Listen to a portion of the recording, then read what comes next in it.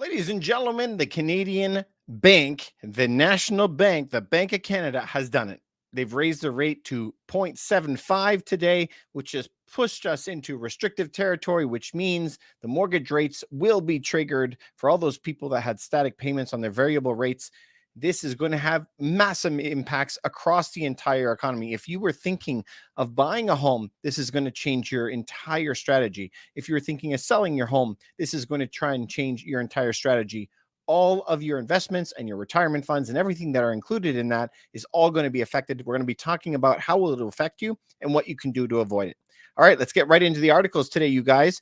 Today, if we jump into these articles, to me, absolutely crazy that this is even happening to us. We're going to be looking at a couple things. Now, let's pull them up one at a time. So, hang on one second. Just let me get this cleared up.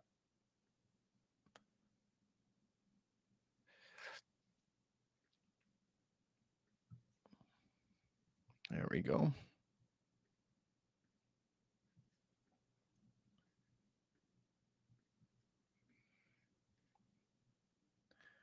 Perfect.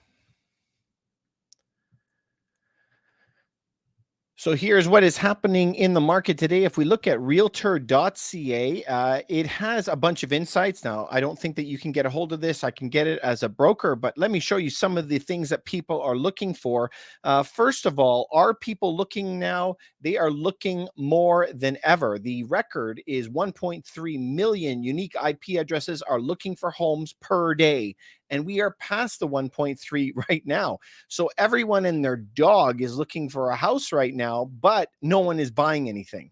Everyone's eyeballs are fixed firmly like a deer in headlights, waiting to see the chaos that's going to be happening. So big records, but what are they looking for? So if we look to this right now, we can see that for pricing, it's all over the place. Some people are looking for 500,000, 400,000, a million, like 5% in each one of those categories. So we don't see a clear winner. When it comes to maximum prices, those are also very, very diverse. We don't have a clear winner. One thing I do find interesting is in the bedroom category. The number one category that people are looking for today is 2 bedrooms at 24%. And 3 bedrooms, which is 24%. That is huge. In the past, 1 bedrooms would dominate, but today we're looking at 2 bedrooms and 3 bedrooms. Now, why would 2 bedrooms and 3 bedrooms be the most common out there? It is because people are not able to afford or qualify for the mortgages to get into the new homes. That's why there's so much inventory on the market. Secondly, they are going to have to shrink the size of their household and shrink that quality of life because inflation has cost them so much money. So where they used to live in a 3-bedroom house, they're going to downsize into a 2-bedroom, put all the kids in 1 bedroom. So this is a very clear sign. We've been watching this since 2007. We've been watching these types of charts. And I think it's a big tell of what's happening in the economy. 2 and 3 bedrooms taking up 50% of all searches, which is kind of crazy. All right. So that is big. Now we go look at our money supply. I need to always include this because this goes to the foundation of everything that you believe in, everything that's going to affect you. If you go to tradingeconomics.com and just type in the Canadian money supply, the interesting part is since last December, the Canadian government is telling you we need to spend less. We need to spend less. We got to raise interest rates. We got to cut down demand, save money. But if you go look at the Canadian government, they're spending more and more and more every single month from January, February, March, April, May, June, July, all of them up, up, up, up, up, up, up. They're keeping on spending more and more as we head into this. So they are creating more and more inflation. If we back up to the 5-year chart on Trading Economics, you could see it just obviously take off in 2020, but even through 2022, it is still going up. So this is a mega problem when it comes to our interest rates. So knowing these few things should give us some clues to the future and how we're going to be dealing with this, right? So remember, money printing creates a lot of inflation. And so no matter what, they are ironically raising rates to fight inflation, but at the same time, they're spending money to create inflation. I'm not the only one that sees the irony there. Okay. So they are pushing up the money supply that creates inflation, but using that as an excuse to raise the interest rates at the same time. This is one of the very rare events in history where you can have the economy that's slowing down and grinding to a halt, and they're raising rates in the center of it. All of this is because of the mismanagement that happened since the health crisis started. And all of that money that was printed, this is the result. You know how it takes a long time for water to trickle through all the earth, through the aquifers to get back down to the groundwater supply? This is kind of like when you print a lot of money, it's like when it rains a lot and it all sits there. It takes some time to come through, but that inflation is coming, and it's coming like a tsunami.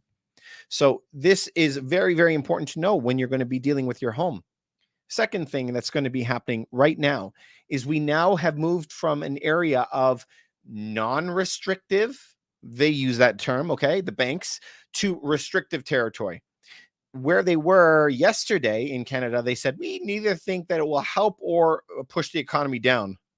First of all, what a joke, right? So the economy is way, way down. The stocks are way down. The houses are way down, some 30, 40%. You know, crypto is down. Everything is down, but they still think we haven't done it, which is crazy. Okay, so the economy is taking a real beating, okay, of epic proportions. And what you've seen in the housing, though, has only been new buyers can't qualify. That's it. People aren't foreclosing. We can go look at all the tax lien sites all over the place, all over Canada, the States, and nothing is being foreclosed on. Now, this is going to happen. So as everybody knows, there is fixed rate mortgages, always the same. Variable rate mortgages, so those are always in trouble. So remember, those people that were on variable last just 8 months ago or something were sitting at 1%, sometimes 1.5%. But now they're going to be paying 6%. Most people can't afford that.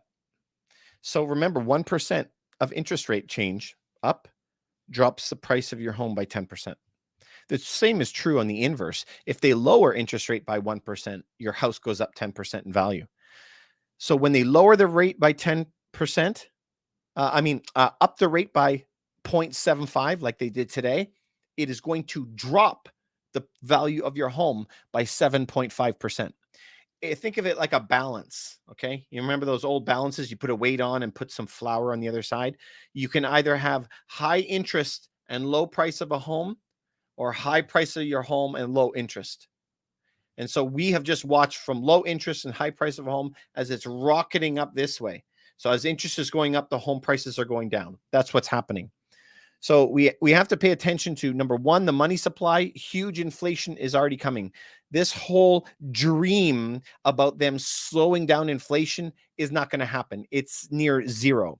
There's no way that they can lower inflation. If you look at history, the only way you can lower inflation is if you raise the interest rate above inflation. So they're stating inflation's 8%. I don't believe it. That's another story. But I'm saying you have to have the interest rate at 8 or 9%, like well over inflation. So I don't see that happening. And in addition to that, they're printing more and more and more money every single month. They're not slowing down at all. Funny, the government is telling you that you got to save all your money and you can't spend it, but they're spending more and more. Doesn't really work that way, right? Anyway, so as the rates keep going up, inflation is still going up. How is that going to affect your home? So everybody who's on a fixed rate is pretty set. They're pretty stable. Now, there are a few people, not many, that have gotten approved within the last 90 days and for a fixed rate, and they still have that in the bank kind of thing. They can kind of cash that in and go look at their home and still buy it. Very few. But the people who are on fixed rate, they're good. The people on their adjustable rate, oh, they're suffering. They're suffering bad. And all those people that were on those adjustable rates with a static payment for a year or two, that kind of like teaser rate to get in, those people are now hitting their trigger rates. What does that mean? We've talked about it before, but when your entire payment goes toward interest, you can't have that in Canada. You can't have interest-only payments like they had in the US back in 2006. You can't have that. You have to be paying off some of your principal every month. So now that the interest rate has gone up today by another 0.75, We are now in that massive danger zone. Now we have around 80,000 people in Canada that are all going to be triggered off of that into that variable rate now. So you're going to have people going from 2% to 6.5%, 7%, like overnight. And that's going to be happening over the next couple months. That could have huge effects. In the US, it could be somewhere around 750,000 to 900,000, somewhere in that range of how many people are going to be triggered instantly the next time they raise rates. It's very dangerous times. And the US, we're going to find out in a couple weeks. But what do we think is going to happen? They're going to raise rates. They just had the meeting in Jackson Hole. And in fact, his own word said an unusually high rate may be necessary in the next meeting, which means it's probably coming. We're probably going to see something like we're seeing right now, 0.75%. Remember, this rate that Canada just set now is in response to what the US government did about, the US Fed did about 6 weeks ago. We always follow the US.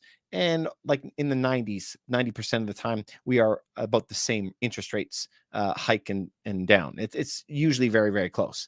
So it gives us a good idea. Where are they going to be next time? They're probably going to hike it again. It also might not surprise me to see if they slow it down a little bit and have some kind of good news, because we're heading into midterm elections in the US, which has big implications too. So they're going to want to show that they have done their job really, really well. If you are thinking of buying a home, and I can't be more serious about this, if you're thinking of buying a home, you should not be buying a home. Not right now. Just go rent something. The prices are going to get continually pummeled down and down. We call these sticky categories because as you go on, more and more people will have to refinance. So in Canada, most people cannot lock it in for a 10-year term. The max is like a 5-year term. So you have to renegotiate every 5 years, even if they left the rates exactly where they are today and don't change them for another second, not even one more millimeter. Even if they did that, over the next 5 years, all these tens of millions of mortgages will be coming up one at a time, and huge portions of them, how much? I don't know. But a lot of them will not be able to make those payments and will go into foreclosures. So the damage that this rate hike will do is not going to be seen over a couple weeks or months. It could be years of this steady decline, depending on where they put the rates. I really doubt that that is going to have a short-term effect. I can't see it any other way. I'm wondering what you think. If you guys agree with this, I'd like to know in your comments below. But if you don't agree with this, tell me why. I'd really like to know. I'm always out there trying to learn. If you are thinking of selling your home, it's probably a great idea, but it depends where you are. So where is a good place to sell your home? If you had a large home, a detached home that was in the inner suburbs or downtown to a major city in Canada, Vancouver, Montreal, Toronto, if you had a big home in Mississauga, York, Vaughan, around the inner suburbs of the areas, those homes will probably go down quite a bit.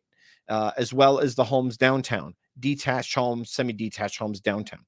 But if you were in, say, a small entry-level townhouse or a 1-2 bedroom condo, those, especially 2-bed, 2-bath, those are the condos you want to keep, and I wouldn't be getting rid of them. I have a lot of people that were contacting us from Ottawa. In Ottawa, in a 1 or 2 bedroom condo, you want to stay in those units if you're downtown, especially if you're close to transit. Those entry-level homes close to transit, amazing. Hang on to those. So the market is going to be going down. You're going to sell. Maybe it might be good or not, depending on where you are. If you're thinking of buying, don't buy right now. That could be a big issue.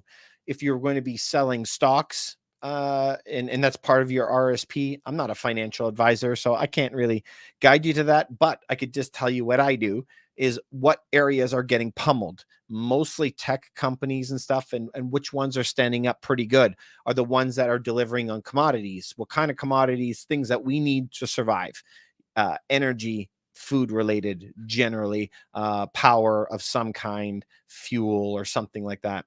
So the things that we need to live, not the pleasantries in life. So I kind of link those two things. I always say to buy gold and silver. But if you look at 2 silver coins, one coin is a maple, which is made by the federal government. It's fancy pants. And this is just a 1 ounce round. 1 ounce round. This 1 ounce round here is no name. It's just made by a private bank. This is really expensive because of the brand name. You have to pay a lot for it. This is just like a regular t-shirt, no name on it. But guess what? When you go to sell them, all they do is weigh them. All they care is about weighing them, right? So that's why I say don't buy the maple. The maple is all this pretty, but there's no weight behind it. This, just buy something for the weight. So what do I mean by houses when I say that? Don't buy the pretty right now. We learned every single recession that we've ever had that the largest homes, the huge cottages, and all the fancy things in life, boats, we're seeing in the States now, boats are down 50%. 50%. RVs are down like 30 to 40%.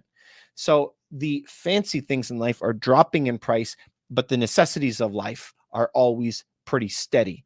So that's why I'm saying entry-level homes and commodity base and stuff like that, I think is a great idea for you to stick into. Anyway, I'm really curious to know what you guys think, if you like this type of stuff, and if you know anyone that this could help, just send it to one person. It would help me out a lot. I really appreciate it. And remember to like and subscribe. I'll talk to you soon.